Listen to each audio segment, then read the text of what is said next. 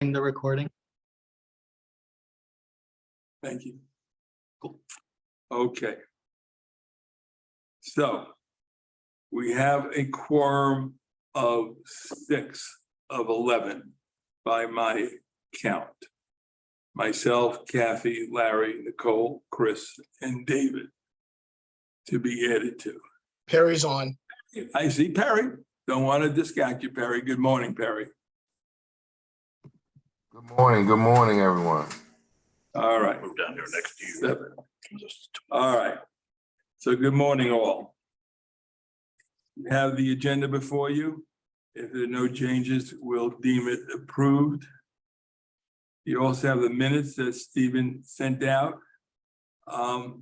I have one, I think I have a correction. I'm not sure if I'm correct. Galina's not here, but I thought Galina was here in present. No? The previous one. That was the previous meeting? Thank you, Stephen. Okay. My- So if there's no objections, we'll deem the minutes approved. So let's get to the heart of the agenda.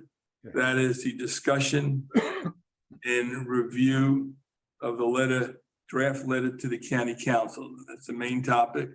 The letter to the council is to express our displeasure as to their response to our report and the role of the council, the role of the CRC. The revised draft reflects the edits that David and Larry have contributed to the letter. And I really do thank them profusely. They were very, very good improvements to the letter, and they are almost to the T incorporated into the letter that's before you today. So it's open to discussion, the letter. Who wishes to venture first? Kathy.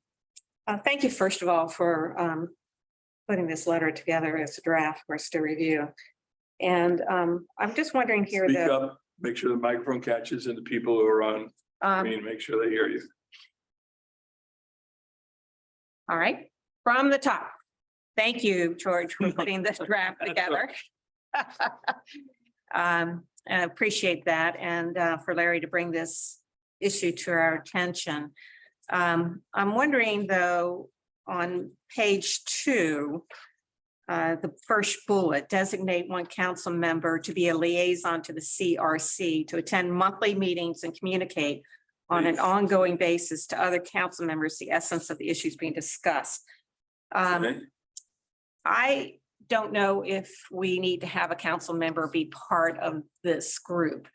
I think it may chill some of our discussions to have a council member there. I think we need to be able to have a candid conversation among ourselves without worry that we're somehow offending the council or it would get out of our deliberations before we've settled on an issue. I understand you chill the concept about the chilling. If you took out the phrase to attend monthly meetings.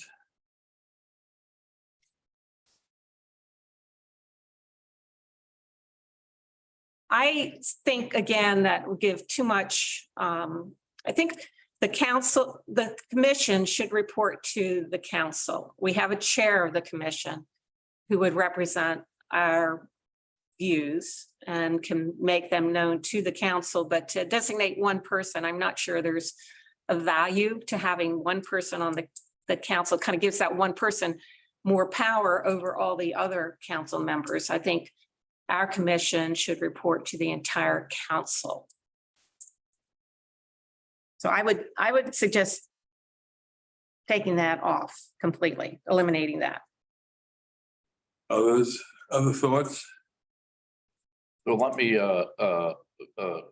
make a counterpoint to that, just to for discussion purposes. I know that the council has other boards and commissions which they designate a council member to be the representative to, so that they understand what's going on In particular, I'm thinking of the state delegation. And I agree, probably attending monthly meetings might be too much to ask of them and may not be productive. But I would still think that they should designate one council member to be the liaison to the CRC.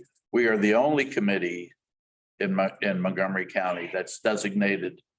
We have to exist in the charter. We're designated in the charter.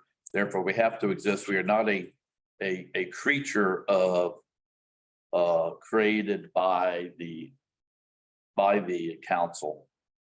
We are we have to exist in the charter. So therefore, I would think that certainly I kind of agree with Kathy. There is a chilling effect by having someone in the room that at all times. But I still think designating one council member to be the liaison to the CRC would be an appropriate thing to do.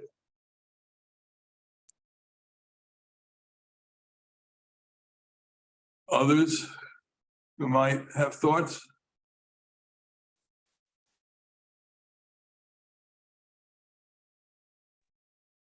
George, this is David. I tend to agree with Larry with his counter to Kathy. I agree with Kathy that there would be chilling if one of them were in the room.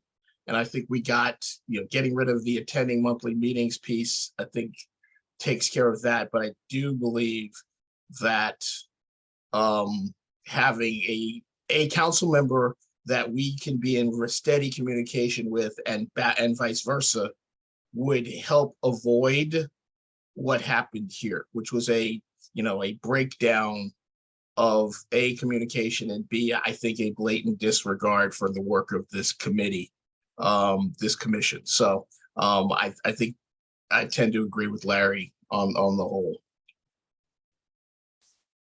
Can I ask what are we trying to solve with this recommendation? Is it really an issue of communication? Or is it simply what you've pointed out is blatant disregard for this commission's work? I'm not sure it's a communication issue that we're trying to solve. I think it is in part a communication issue. And to have someone readily available, in the case of the first one, as a liaison, to be able to bounce things off of and to make sure that individual brings things back to his or her colleagues. So I think communication is part of being in a position to instill respect among the council members. Wouldn't it be the position of the president of the council that should be the point of contact? I think we need to be honest with ourselves. The president will have a lot on his or her plate. And it may not be realistic to expect that individual can always be at our beck and call.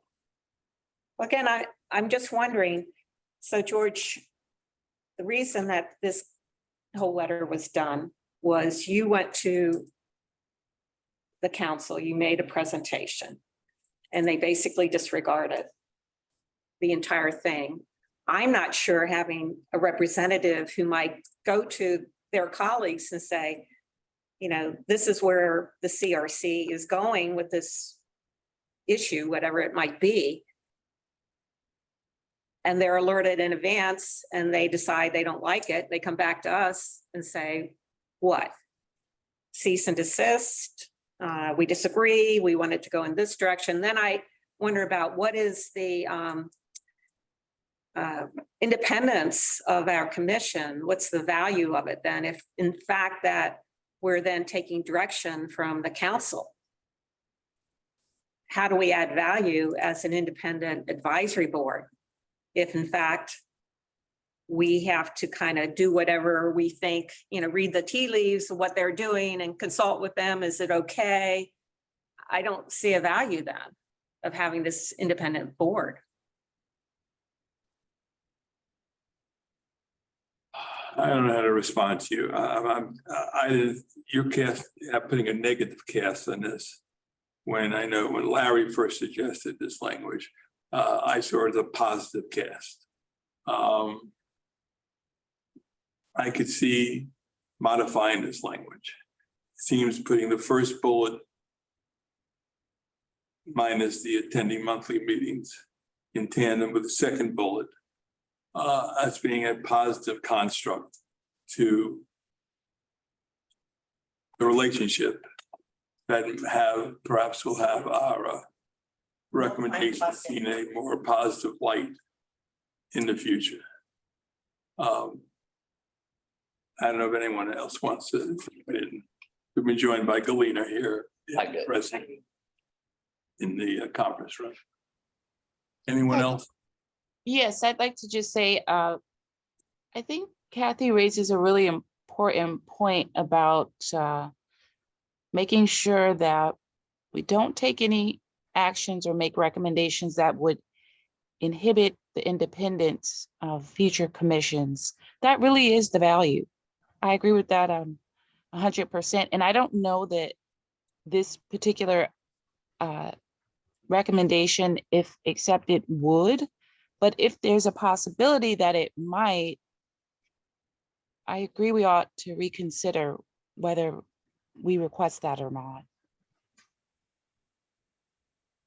And let me just weigh in. I think any benefits we would get from involving a council member as a liaison would be far outweighed by the risk that participation would chill the debate and discussion that this group has. So I just don't think any benefits, and I don't think there will be any benefits, would be worth the downside of involving a council member intimately with the commission going forward.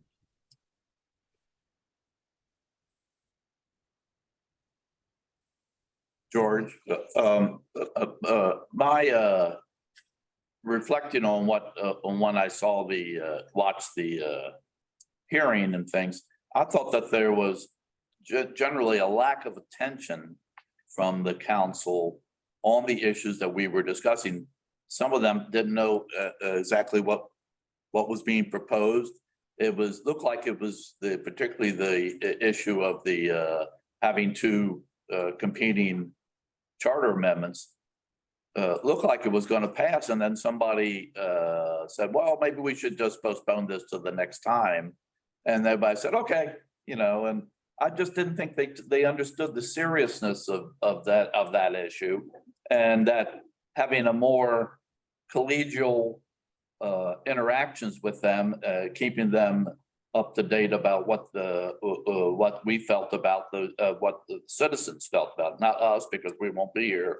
It'll be the next the next CRC, but what the citizens felt about certain issues would help in avoiding the embarrassment of having.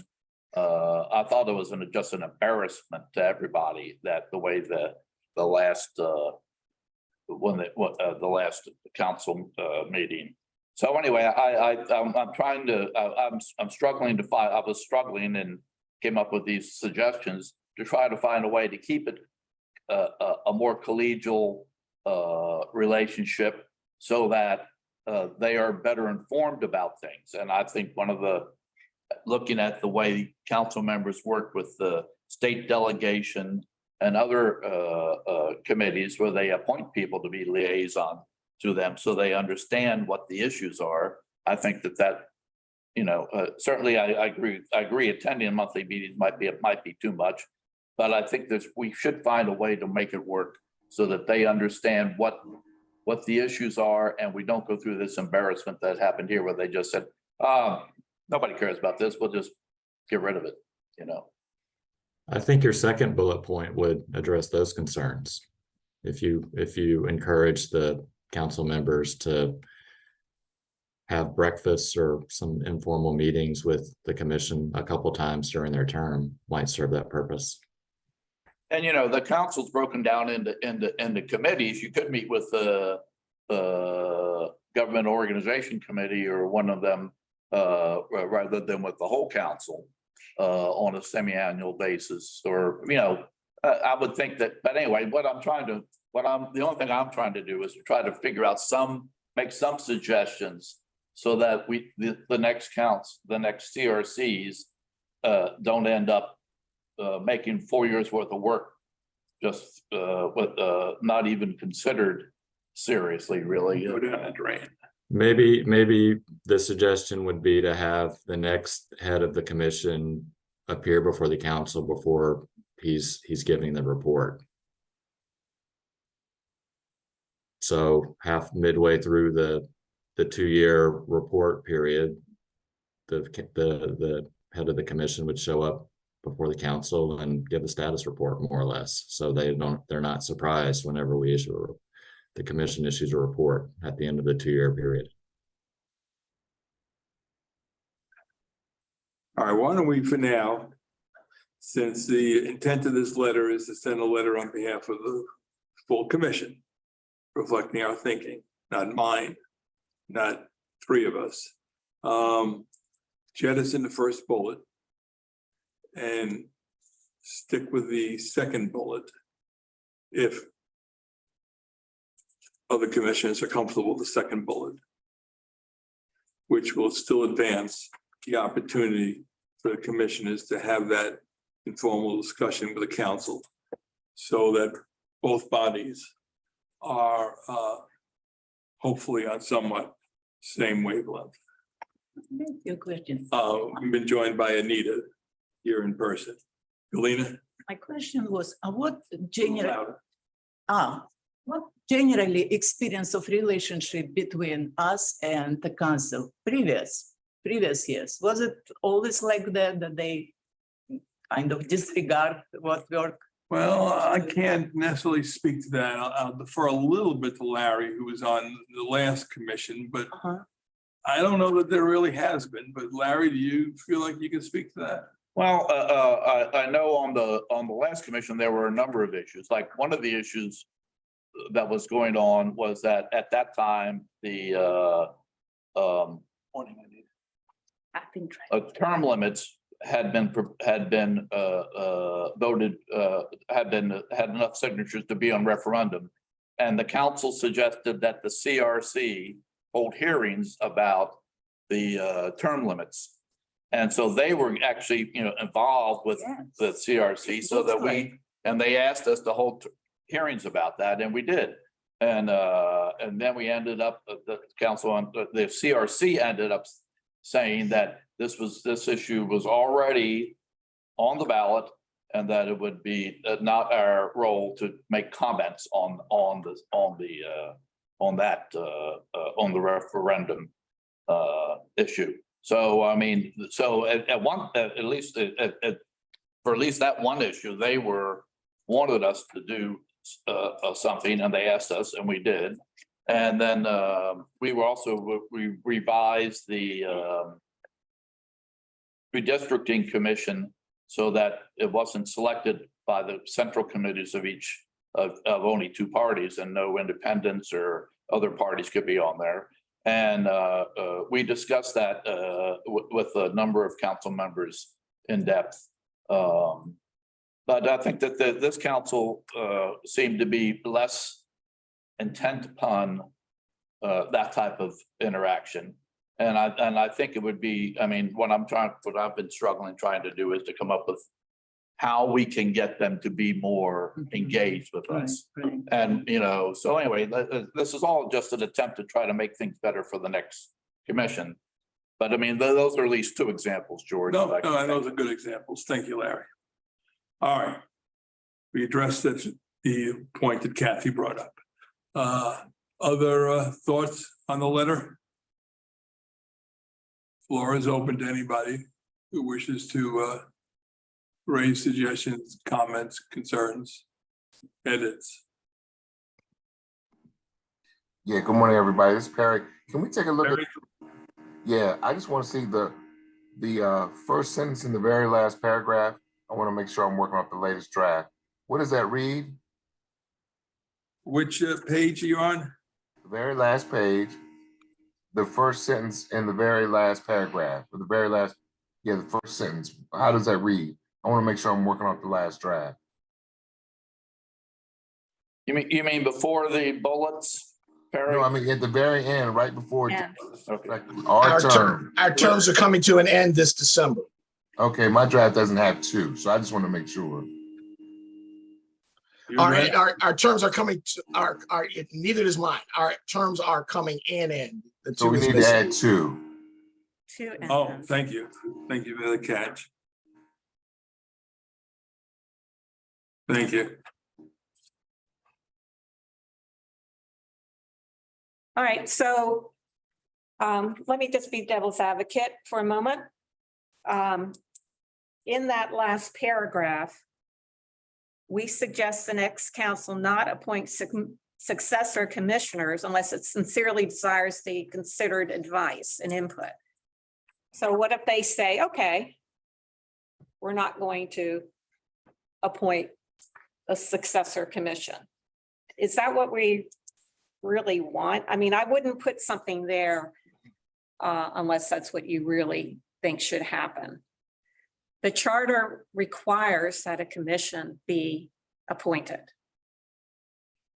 So in order not to do that, wouldn't they have to amend the charter to make it optional? They would. Is that what we think is the best thing? I mean,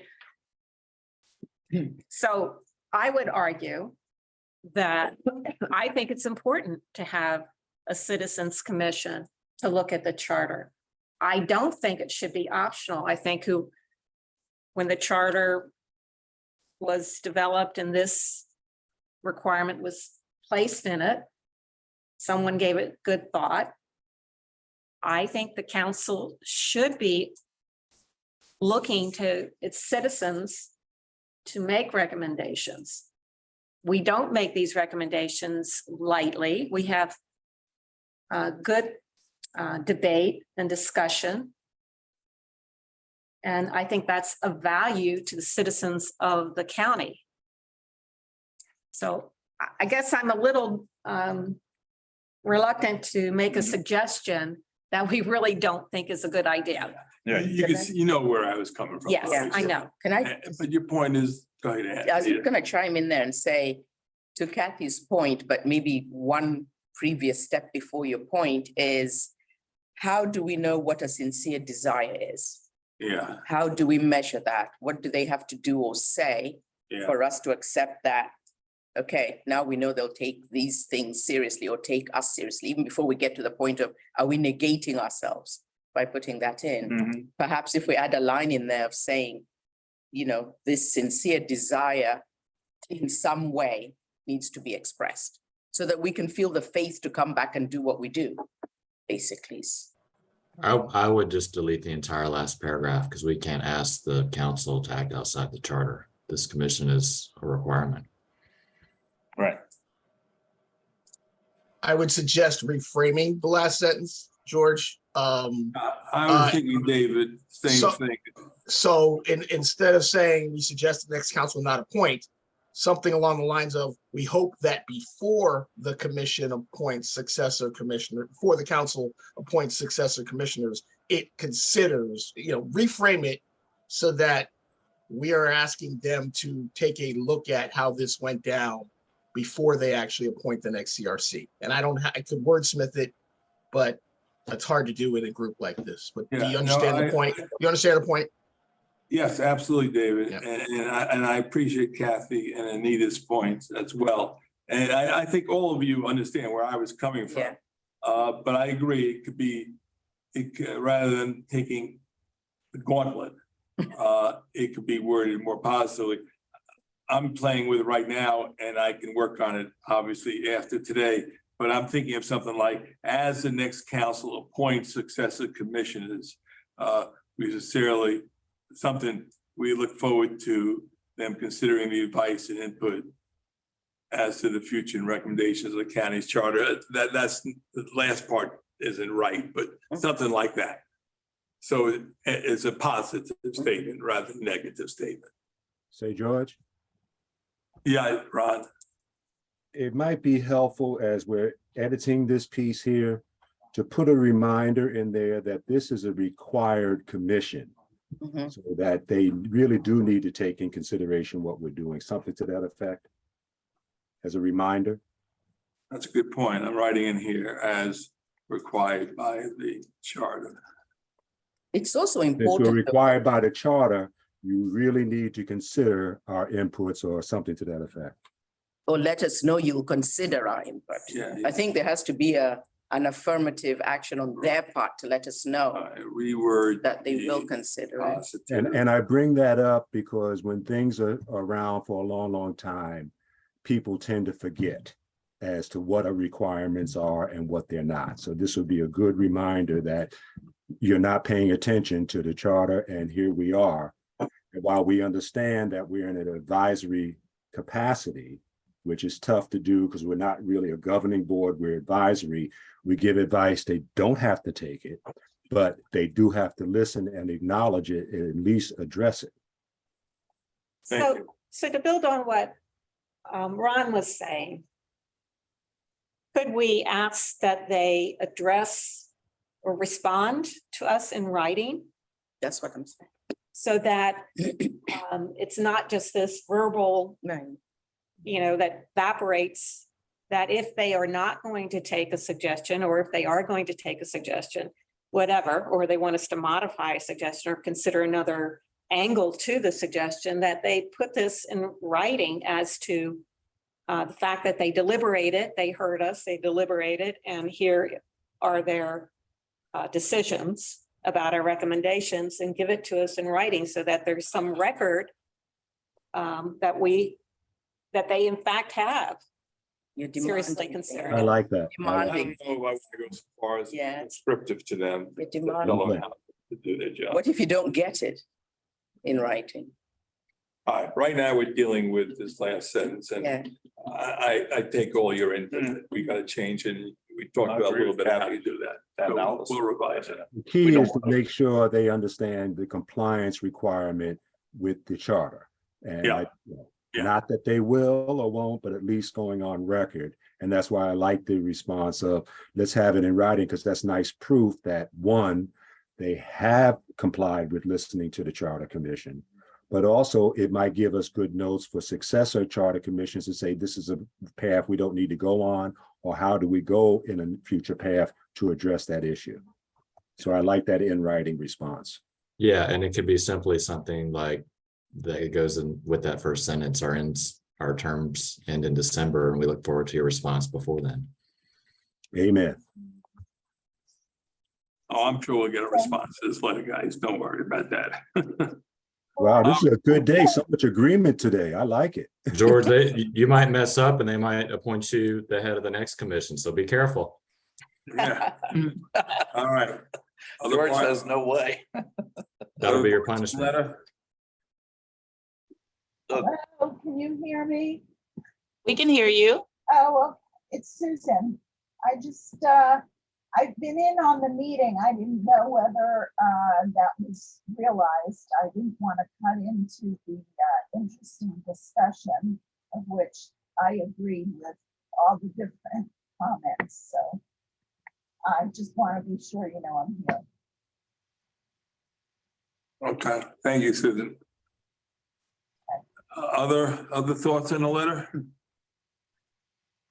George, can I talk about the scheduling, which is like the last two bullets, really, if talk about the scheduling. Okay. Looking at having watched several of these last minute I want to say shenanigans. Let's say Time now. last minute moves by the council when they wait until the last meeting before the August recess. And then when there's no time for to do anything else, they can put something on the ballot without having any input. And they would say they had a public hearing because there was a public hearing there, but since no one knows what they're going to say, no one's going to be able to react to it. And so therefore, when I was looking at what is required of the CRC, it says that we have to make a recommendation no later than May 1st, but it doesn't say we can't make your recommendations earlier.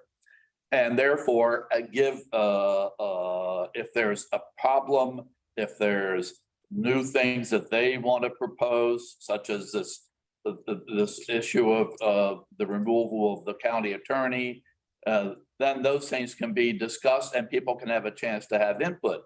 I mean, in this last August meeting, this issue of the county attorney was recommended by one person who wasn't even an employee, it was a former employee of the county.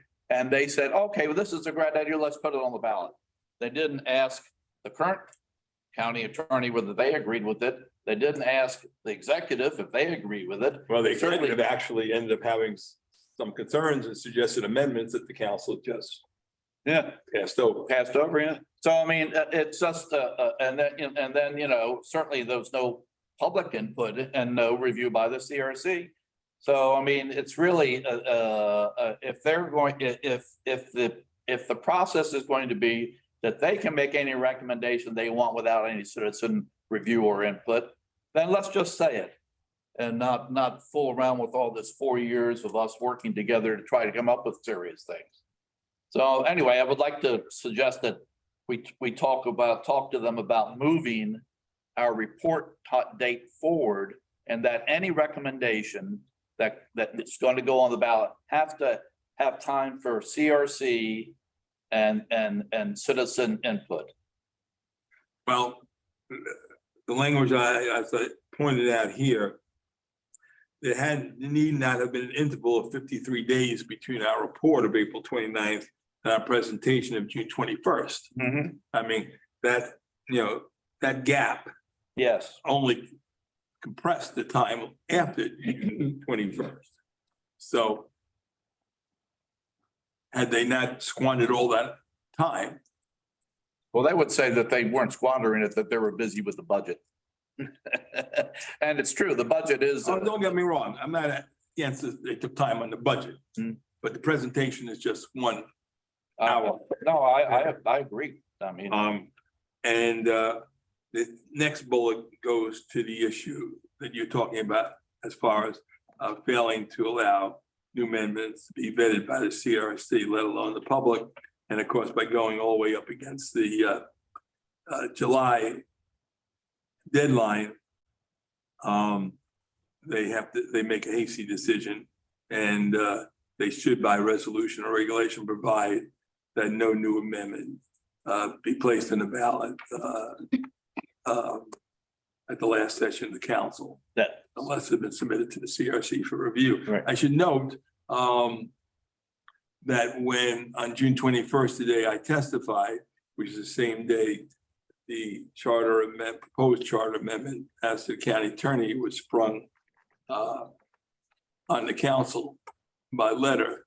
And by the way, I'm not looking askance in the fact that there was a recommendation to that effect by the former county attorney. He's surely entitled to his recommendation.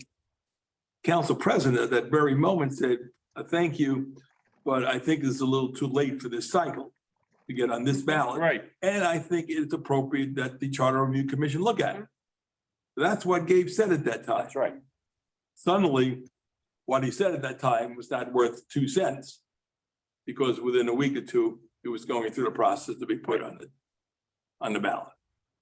Do you have any insight on Excuse me? do you have any insight as to how that happened after that? I mean, if There's a he is the gang- president, right? I can't speak for Stephen, Christine, Ed.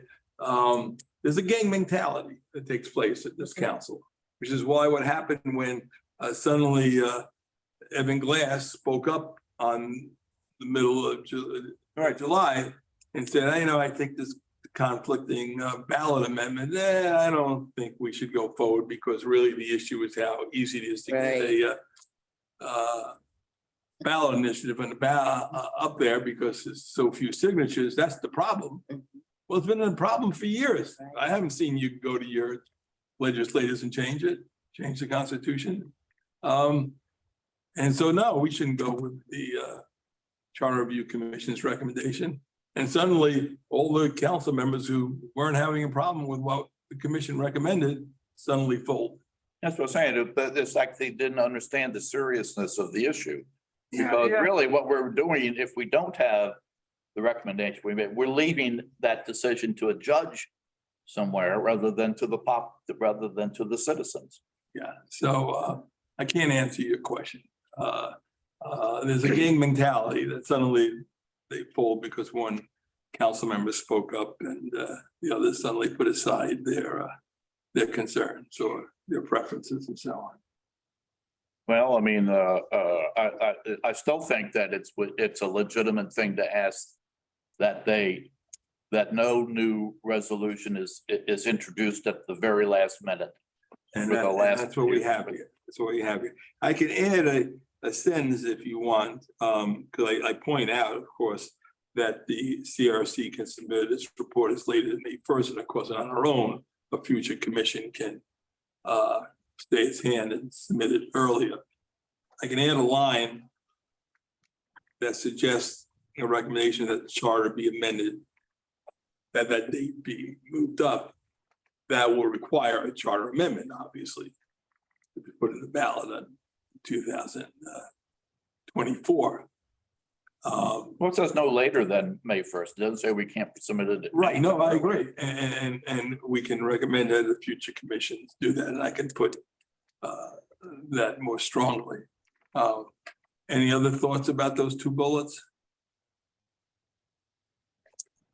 I like the bullets, but I was listening to Larry's comments about, I'm just wondering if we can make this paragraph that says, yet lo and behold, at your July 26th meeting, it's on the middle of the second page, a little stronger by some of the points that you made that, and that George made about, this former employee made a recommendation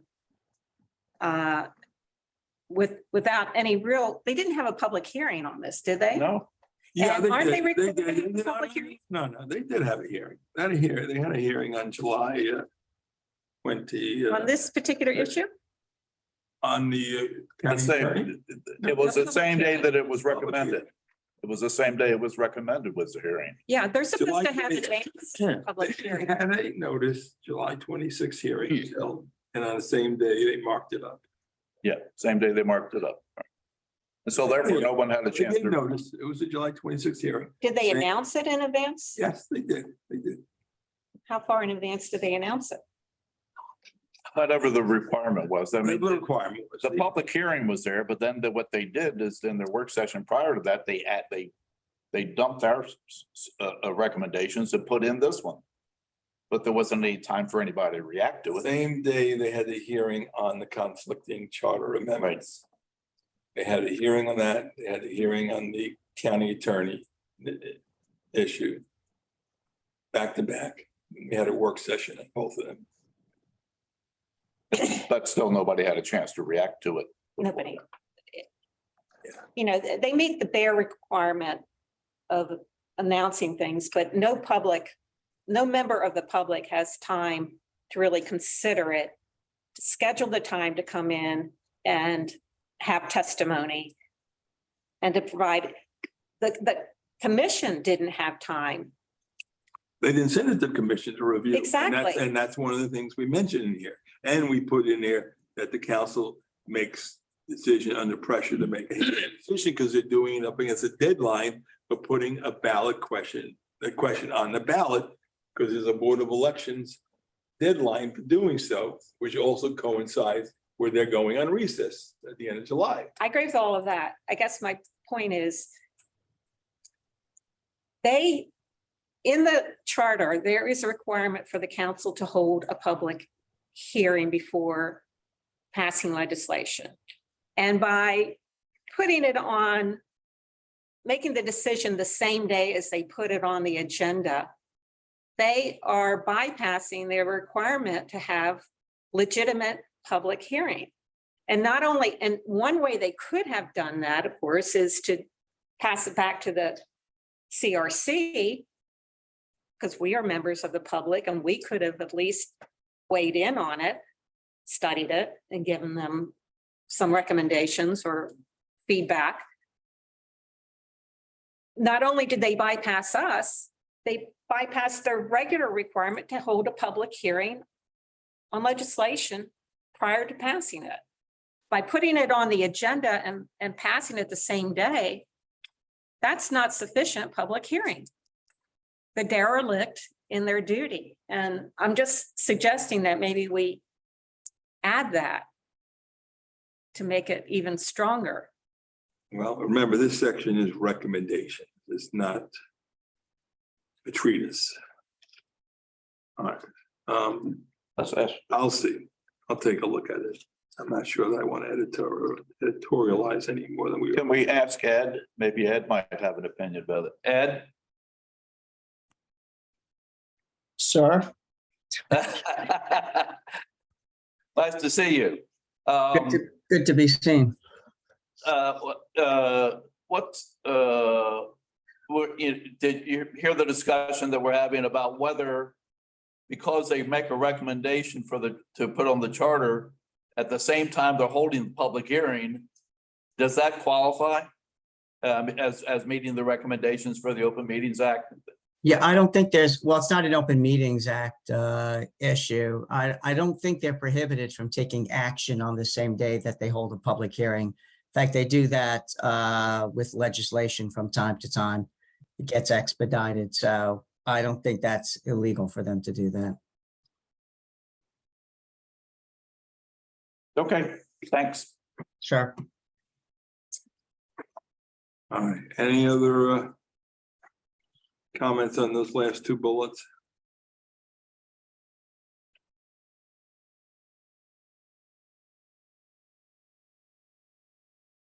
We make the point that they shouldn't take up any new charter amendments without it first being submitted previously to the Charter Review Commission for review. Out of the county attorney one. All right. Any other thoughts on other parts of the letter?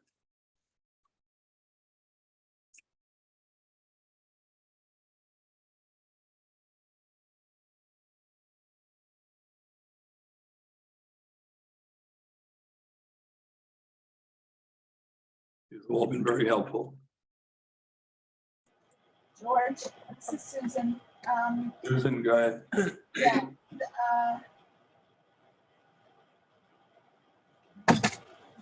Drawing a blank now.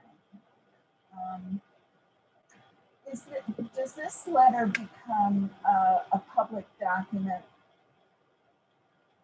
What? Can you speak a little louder? Does our letter become a public document that others in the, the public citizens will get to see? Correspondence to the county council, as I understand it, is in the public domain. We're not going to be distributing it publicly, but yes, to answer your question, it could be a public document. Okay.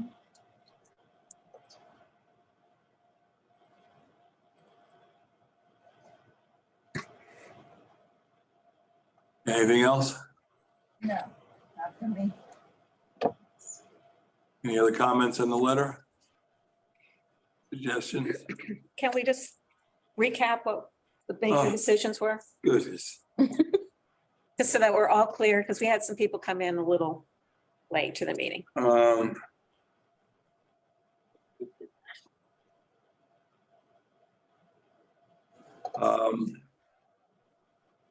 Okay, let's see if I can capture it all here.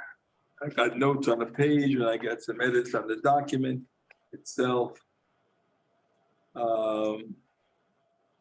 Taking care on page 2, we're going to delete the first bullet in its entirety. So the second bullet becomes the first bullet and everything after that moves up.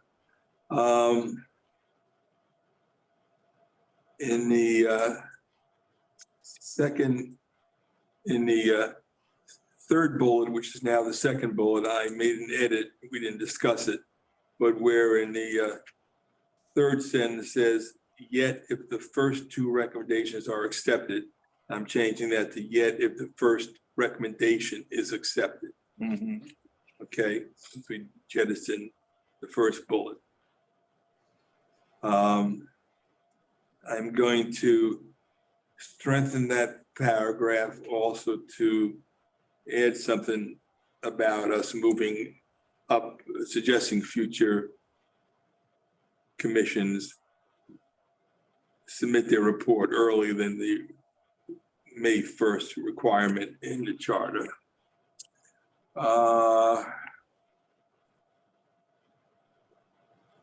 In the last paragraph of the letter, besides correcting the typo in the first sentence, thanks to Perry, to add the word TO after coming.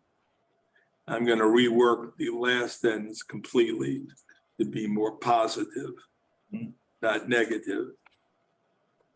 As the next council appoints successor commissioners, and add in there that charter is required, the commission is required by the charter, and to make that whole sentence end positively on a positive slant. So I have to reword that whole sentence. What else?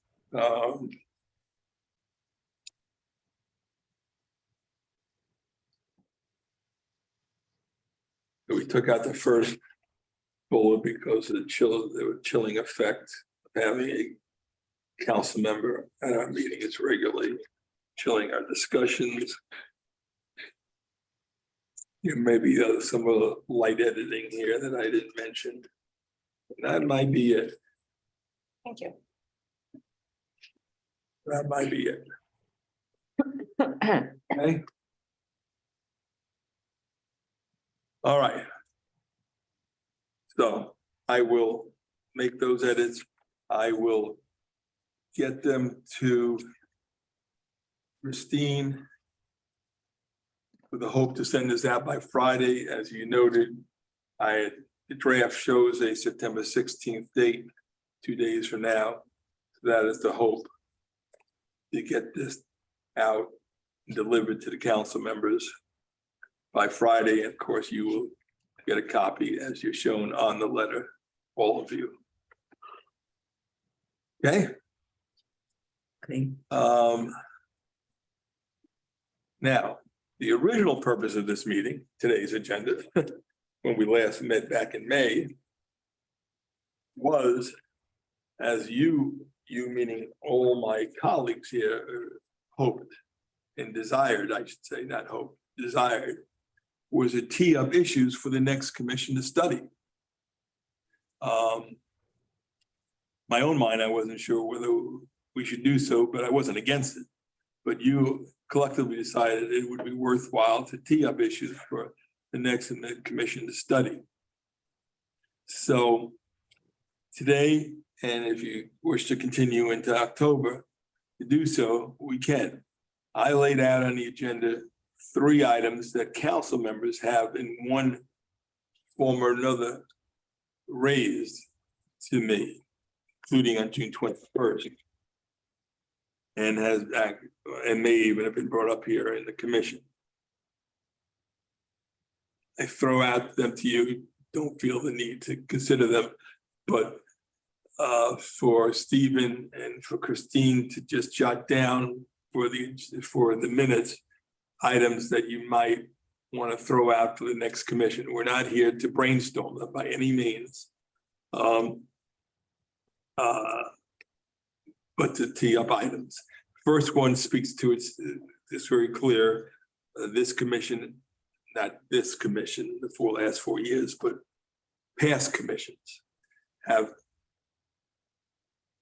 had it on their agenda before, whether to have the county council president elected at large by the voters of this county for a 4-year term. And it speaks for itself. The second item came up on June 21st. When I was there, Nancy Navarro, I know, was one who brought it up. And I think there was another council member. And it came up when we were discussing the question of conflicting ballot questions. And one of the problems may be how ballot questions are put on the ballot and how they're worded. And maybe voters are confused by ballot questions because of the wording of the title of the ballot questions, you know, just the 10 words or 8 words that precede the ballot question, let alone the very substance of the ballot questions. And voters may not understand them. And maybe the Charter Commission could delve into that very issue of the wording of ballot questions. There wasn't a solution necessarily thrown out at that time, a suggested solution, I should say. But maybe there should be a study by the Charter Review Commission of how ballot questions are worded. Not just the substance, but just the actual phraseology. And I knew where Ms. Navarro was sort of getting at, but not. So I say that to you now. That's what that item is. Manner in which description/titles are worded of ballot questions. The third one, rising makeup of CRC so as to obviate the partisan construct of membership consistent with the manner of sister CRCs. On June 21st, when I testified, I was sort of thrown for a loop when first Evan Glass,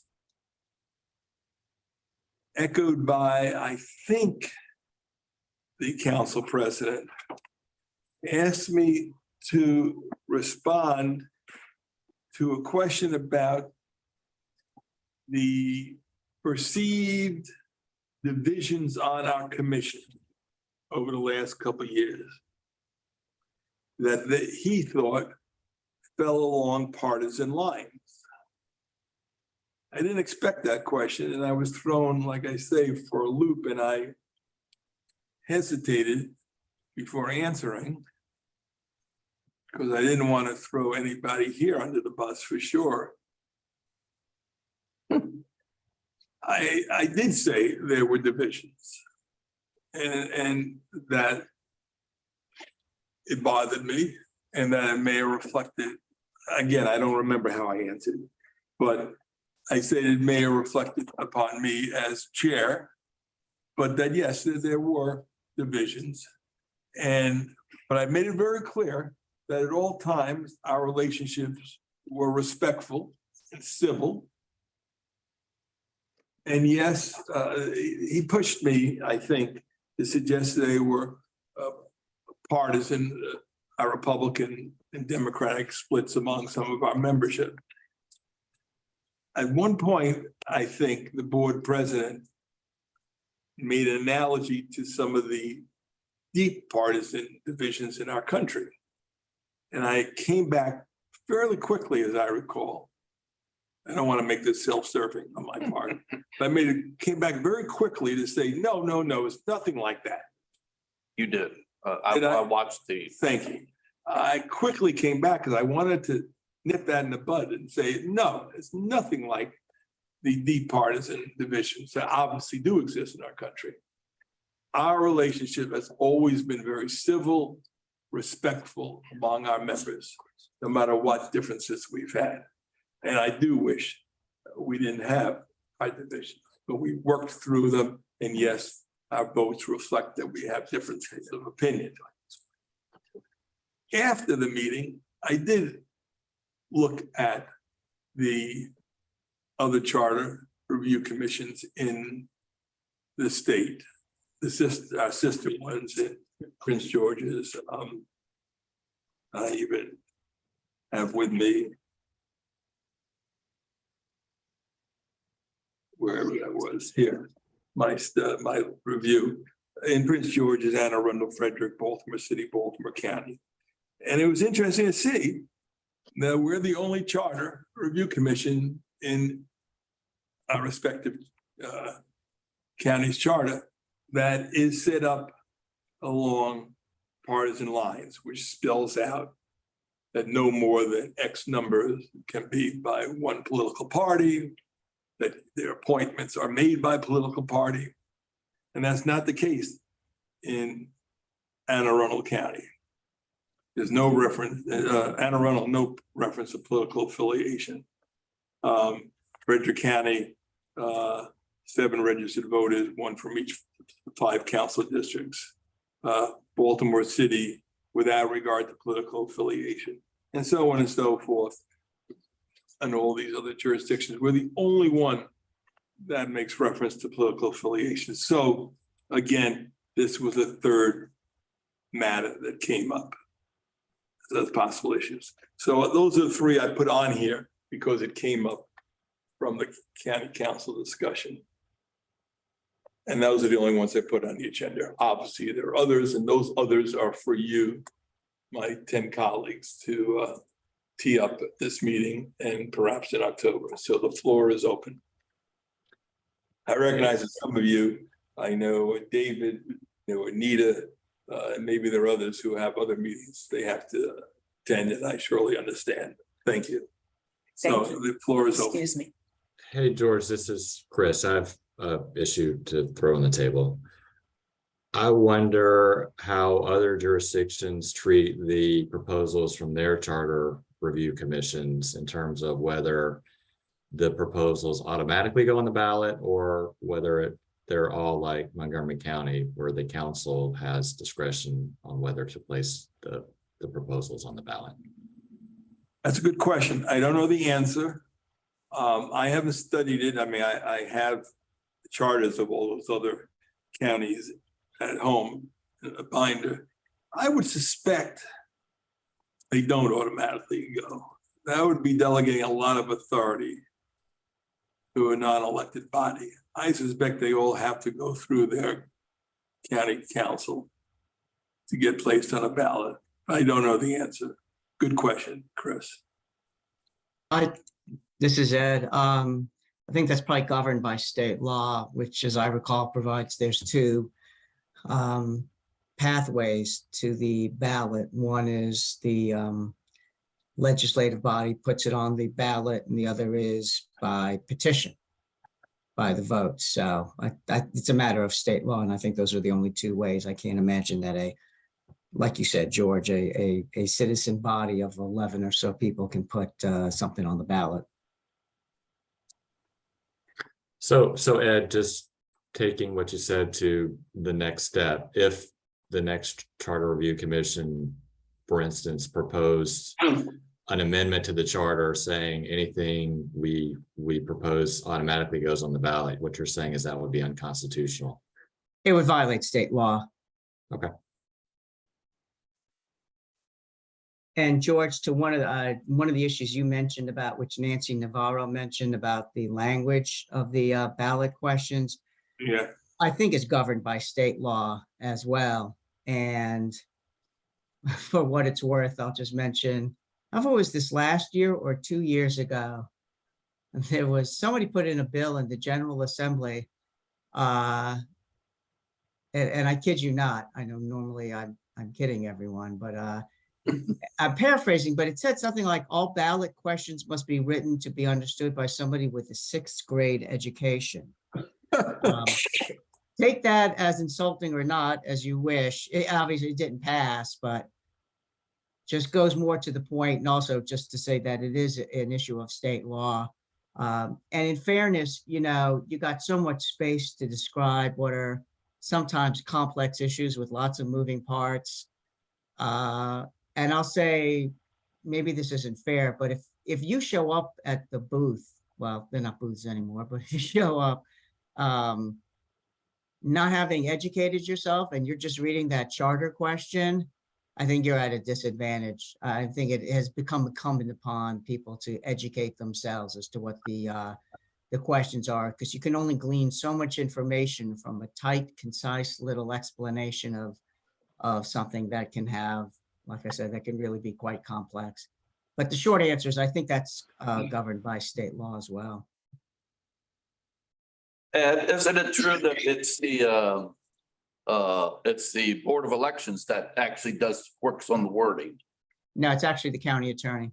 State Is it law, the county attorney? Okay. state law provides that the county attorney drafts the ballot question. So what happens as a practical matter is it's done by council resolution that the county attorney signs off on. So it's kind of a joint enterprise, but it takes the county attorney, and we do parse over them and try and boil them down to its essence. And, you know, some things are more easily explained than others. You know, increasing councilmanic districts is an easy concept to explain. The change they made to the property tax and effective, I forget what the language was, average, yield, constant, whatever, you know, and I was involved. It'll make your head spin around. It really will. And to try and boil it down to fit on, you know, that's very difficult. And you got so much space. You can't just show up and just read that and think, oh, I understand what this is, because you may not, but. Yep, okay. I just was curious. I thought that the Board of Elections must have had some input into it, but they just No. take what you give them and put it on the ballot. Correct. English and Spanish. But, so one issue I know that came up with the district, the 9 districts, the county attorney changed the language of the original citizens petition. Yeah, So- we are not beholden Could've been- to, the language comes from the county attorney. It's not beholden to the way it is as I recall, presented by the petition, Yeah, the ballot question. And I would argue that's a disadvantage and a disservice to all the people who signed the petition, thinking that was going to be the language, and then it shows up on the ballot with the different. Well, let me explain. The amendments proposed are not changed. So what they bracket and underline with the language, the actual ballot, the actual amendment to the charter is not changed.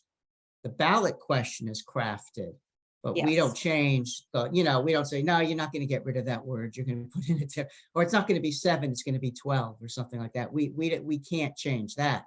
But the ballot question is under state law, given to the county attorney to draft.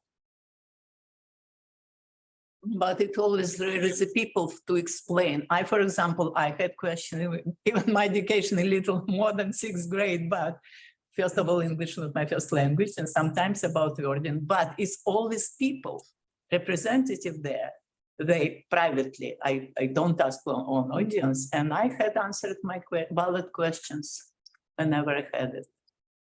And they told when they give you ballot, they say that if you have a question, you can ask.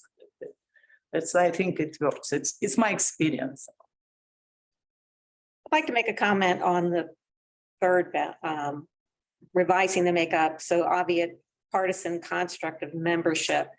That troubles me, but because essentially being a minority party representative on this commission, I could see that the majority would want to obviate the minority out Well, if there you was could no be right. requirement. You could be right, but the other way would be that you appoint people irrespective of what party they belong to. There'd be no reference to it. You'd apply and no one would know what party you belong to. People would know what party you belong to because it's very easy to find that out. George, my question also is why okay, if I understood correctly, we should look on other counties, what they're doing. Well, that's what I was reading to you. Yeah, for many years, we already existed as Montgomery County with our life, whatever. We could look, but I don't understand that we copied somebody. And my opinion is it is good because I think that is. Yeah, I'm not saying, like I say, we're not here to brainstorm it. Right. That's it. Uh-huh. You're absolutely correct. You may be right. I mean, Kathy may be correct and leave it as it is. That would be the next charter review commission. I'm not here to brainstorm that. I would not even recommend it to the next charter commission. I would take it off. I'm thinking maybe other counties will copy us. We'll take our example. Maybe Because Montgomery County going to be the best county. Well, Yes. right now, we clearly stand out as the only one, that's for sure. But you may be right. Can I just- chime in? What, Anita? I was going to chime in here from the road and say, I think I agree with Kathy that that shouldn't even be on there. Well, I see you two agree. Again, I only put that down because it got raised. The Charter Review Commission can clearly decide this is no mandate. Anyway, floor is now open for any others to tee up for the next commission. Well, they're gonna have to look at, again, the issue that we decided, which was the dual, the competing ballot issues, and which becomes, so I mean, that's gotta be part of what they look at, although I And have your editing skills. And have George editing skills. What? they're testing your editing skills. Yes. Yeah. So I mean, that would certainly be one. Yeah, Steve, you can put it down. Sure. I mean, obviously, the council threw that out. Has to be thrown over for another 2 years, saying, oh, you know, issues may come up again, competing, and that's the time to put this thing back, but God knows when. But you're right, I guess, you're right, that's the. We discussed it thoroughly, and anyway. I agree with Larry. I think it should go back on the list. Yeah, no, I agree. I agree with you. I agree with that. What about looking at a charter amendment that would eliminate any individual from making a recommendation that has not been reviewed by the charter? I'm not saying no, not A saying. charter amendment to have that? Yeah. Well, we're putting that into our in our letter, obviously. Right. A charter amendment that says. No issue should go on the ballot until it has been reviewed by.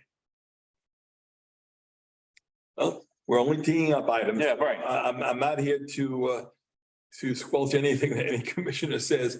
That seems a little awkward for a charter amendment, but again, I'm not here to squelch anything you say. I agree. I think it's a good thing to put on the list. It's a little awkward. Yeah, just have them look at it. I mean, You know, it's funny, among all the things we're talking about, what the council did or didn't do, one thing that surprised me is, and it was laid out in our report, you know, I don't know how many paragraphs it took up, but we laid out the fact that the commission came to a draw, I don't know what the right phrase is, that we voted 5-5 and therefore did not take action on the recommendation that came from council staff to amend the charter to address the council's calendar issue. To revise one or two little sentences there in the charter that dealt with council meetings and their calendar. I think everyone will remember that. And we had a good discussion. I think it went over 1 or 2 meetings, and council secretary of the council and staff came to us and we voted and we deadlocked 5-5. We had a vacancy at the time. So happened and the motion failed. That's what happens parliamentarily.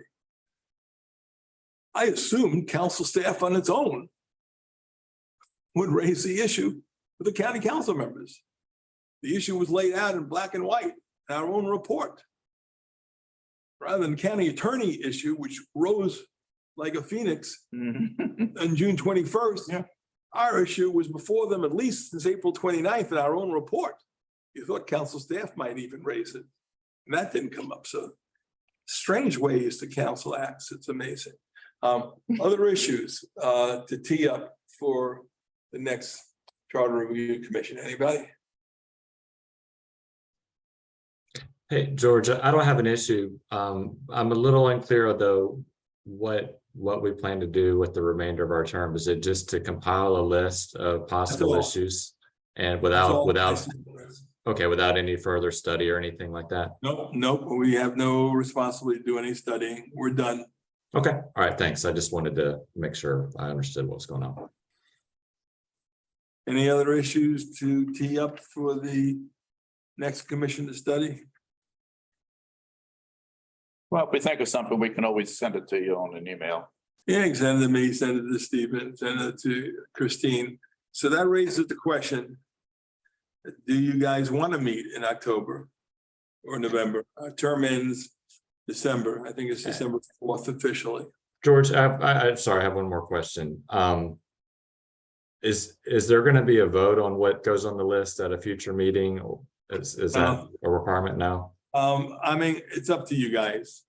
And I raise that for this issue. I don't like the item in the agenda that concerns the makeup of the commission. So I'm not comfortable with that being on the list of issues for another commission to consider.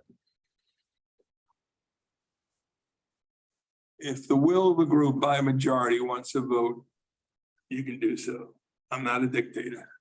And I didn't say you were. I just wanted I know you to did. keep that off the list. If it was otherwise going to go on. The items on the agenda today reflect ones that were brought up by the council members in one way or another. I think it's appropriate myself to throw them to the next commission. I don't think we should excise them. But obviously, if a vote of the commission were to prevail, take them off, then they would. Purpose here was simply to throw a garbage pail of items in the next commission so they could have something to start with, and they obviously don't have to pursue any of them. We weren't given any ourselves other than what were in previous reports. Let's make things a little bit easier. I make a motion that we remove that item concerning the composition commission from a list of issues given to the next commission by us. There's a second. I second. Kathy, second.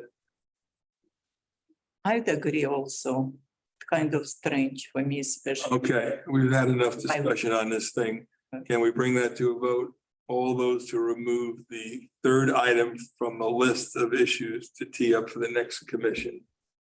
All those in favor? I think it's gonna be tough with this a virtual meeting and an in-person meeting. Yeah, and I vote yes. Great. So let me see, I gotta put up my distance glasses here. I want us to be example for You've got 4 there and 3 here. That's my approach. I see, I've raised my hand here. Yeah. Yeah, I see. For the motion, I see Chris, Susan, Anita's still in her car, obviously. I am to DC. Nicole, Galena, Larry, Kathy. So that's at least 7. So definitely going to carry. Against the motion? Do I see any hands? Do I have Ron voting? Ron voting? Abstain. Abstain. Abstain, Ron. And Susan, you voted right. I guess as I put it on the thing, I should vote vote against that motion, I guess. All right, the motion carries. They'll be off the list. All right, anything else to be put on before we adjourn? All right, now the question is, do you guys want to meet in October to carry on this discussion or not? I myself, I am advising you now, will be away for the next meeting out of town. So Ron will be presiding. If we meet, I ask that you treat him kindly. Kinder than you treat. I second that emotion. We'll treat them just like we treat you, George. Yeah, that's Oh, why I Lord. said. That's not a threat, Ron. That's not a threat. All right, Chris. But my vote is that we not meet in October. That's my vote. I second that emotion. All right, well then we consider this our last meeting of our term? I think so. I would say with one caveat that if something comes up as a result of this letter, that we would have to reconsider. Yeah, I think that's a good point. Maybe like we did with this meeting, we just keep something on the calendar for, let's say, November, and we can just pull it down if there's no need for it. All right, subject to the call of the chair. We'll consider this our last meeting, and I thank everybody for your active participation. It's been wonderful. Can I say something, George? Larry, as the senior member of the group, you may say something. Only senior because I'm older again. I just wanted to mention that, you know, looking at the results of the election and adding the two new districts and things like this, and the results of the election that came out, I thought were very, very positive. I think we have a more diverse council than we had this past time. We have many more women on the council, where last time we only had one. Yeah. And now we have a lot more women. We also have an Asian representative from the Asian community. So I think that, you know, even though the seven going from 5 to 7 was actually recommended by Glass, we were the CRC was the ones that held all the hearings around the county. We were the ones that raised the issue, raised the awareness of the issue, and having an increased representation, I think, is a very positive thing and a result of that. It's also, I think, a result of the term limits that was passed by referendum, because many of the council members have leave, making an open seat, which was then made it diverse. So the things we do here and the things that the citizens do on referendums make a difference in the way the council is composite, is made up, and things like this. So I think those are all very positive things, and I feel good about that, about our work. Thank you. I would also make note that 2 of our members are still running for the state senate, Anita Cox and Kathy, and I wish them well. Delegate, though. I'm sorry, Kathy's running for delegate, Anita is running for the state senate, and I wish them well. And I congratulate Perry in a very well-run race for the state's attorney. So with that, I bid you adieu, and I ask for a motion to adjourn. So moved. Second. All those in favor? Aye. I hear unanimous vote. We are adjourned. Thank you. Thank you, George.